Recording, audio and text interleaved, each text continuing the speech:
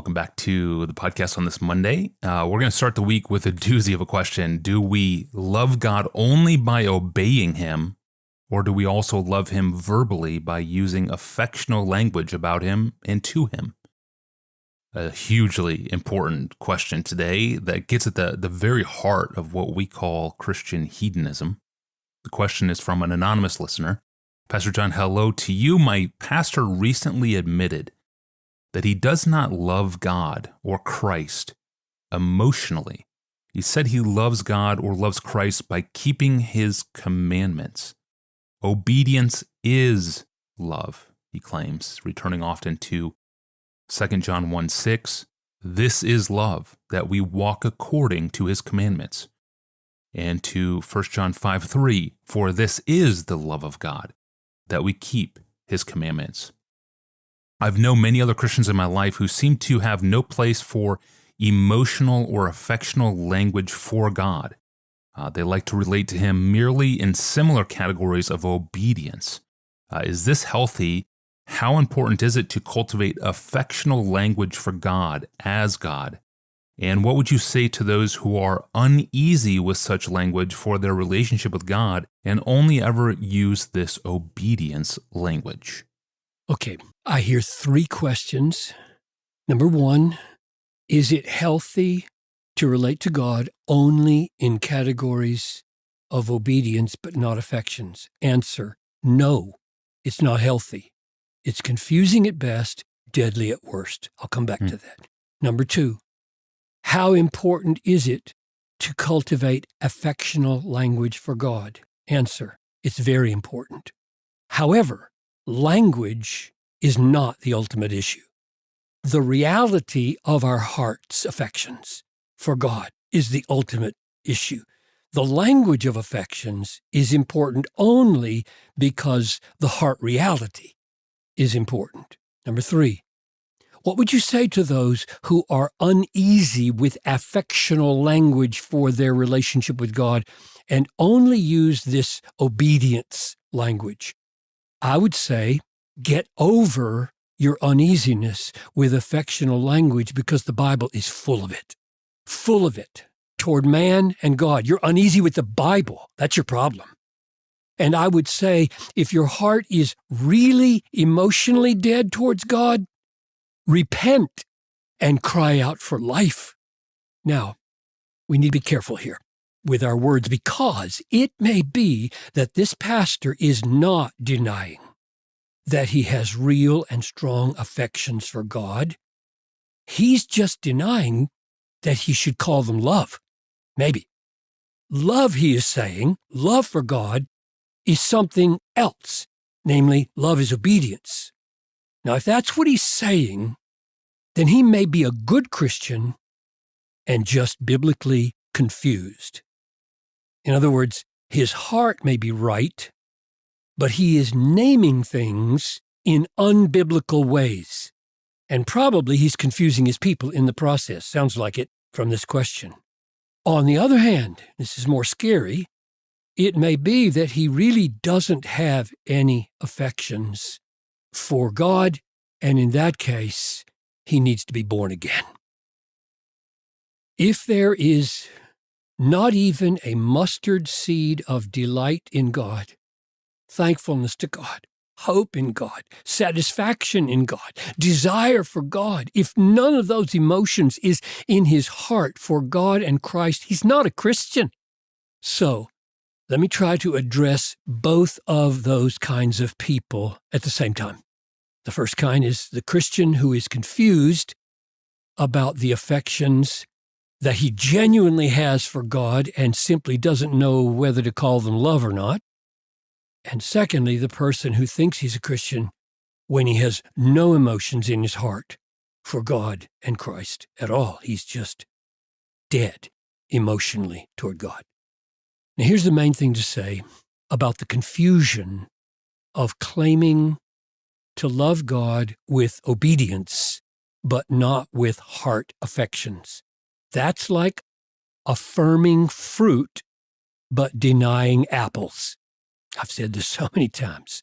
Affirming obedience and denying affections is like affirming fruit and denying apples, because obedience means doing what God commands, and God commands affections.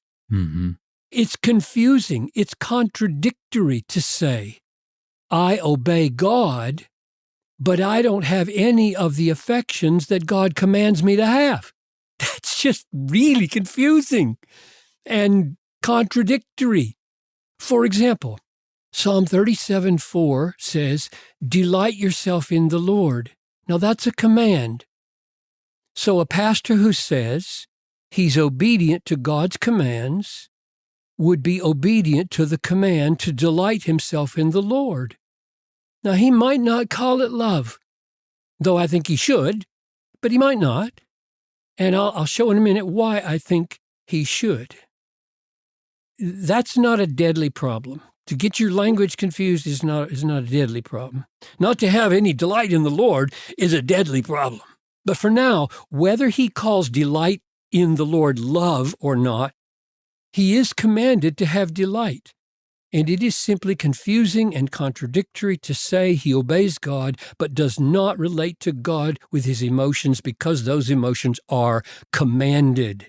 And if he doesn't have them, he's disobedient to the command. We can add to Psalm 37:4 the command in Psalm 32:11, be glad in the Lord. And Philippians 3:1, rejoice in the Lord, and many others. And not only are affections for God commanded, but that way of feeling in the heart is held out to us as an example, not just a command, but an example of how godly people relate to God. For example, in Psalm 43:4, I go to the altar of God, to God my exceeding joy. Or Psalm 84:2, my soul longs, yes, faints for the courts of the Lord. My heart and flesh sing for joy to the living God. Or Psalm 63, oh God, you are my God. Earnestly I seek you. My soul thirsts for you. Your steadfast love is better than life. My soul will be satisfied as with fat and rich food when I remember you upon my bed.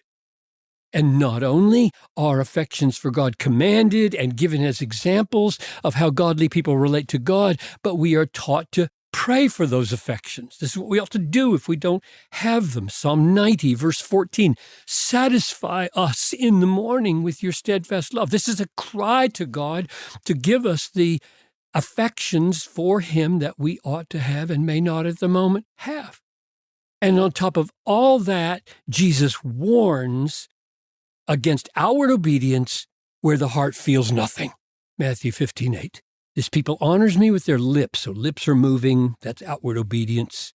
But their heart, he says, is far from me. In vain do they worship me. So in vain, that's a big, terrible, horrible statement. Without heart, our outward obedience is nothing. So I conclude that it is confusing and contradictory to say that you obey God's commands, but that you don't pursue the very affections for God that he has commanded. Now, one last thing. Why should we use the word love for these affections for God? Now, I'm not saying that love for God is only affections. The Bible talks about love in a very broad way. But I am saying that love for God is not less than affections for God. Now, why would I say that? And I'll give just one reason. Because of Matthew 10:37. Jesus said this, whoever loves father or mother more than me is not worthy of me. And whoever loves son or daughter more than me is not worthy of me. Now, in that sentence, love for Jesus cannot mean obedience to Jesus' commands. It cannot. Because he's comparing love for Jesus with love for our children. Whoever loves son or daughter more than me is not worthy of me. Love for our children does not mean obedience to our children. So the point is, we must love Jesus with the kind of love we have for our most precious family members, only more so. And that is an affectional love. So I hope the pastor who said, I love God by keeping his commandments, not with my affections, will realize that God commands that we feel affections for God. And I hope that this is just a confusion of language and not a case of real deadness of heart. Pointed words, fitting words. Thank you, Pastor John. And related here, we have covered depression, spiritual deadness, and desertion on the podcast many times over the years. When God feels distant and our hearts feel dead towards him, when we can't obey this commandment to love him with our hearts, then what do we do next? How do we respond to such deadness inside of us? If you're asking those kind of questions right now, I took the answers to those questions over the many years of this podcast, and I wrote a digest of what Pastor John has said, and that's in a new book, Ask Pastor John, 750 Bible Answers to Life's Most Important Questions.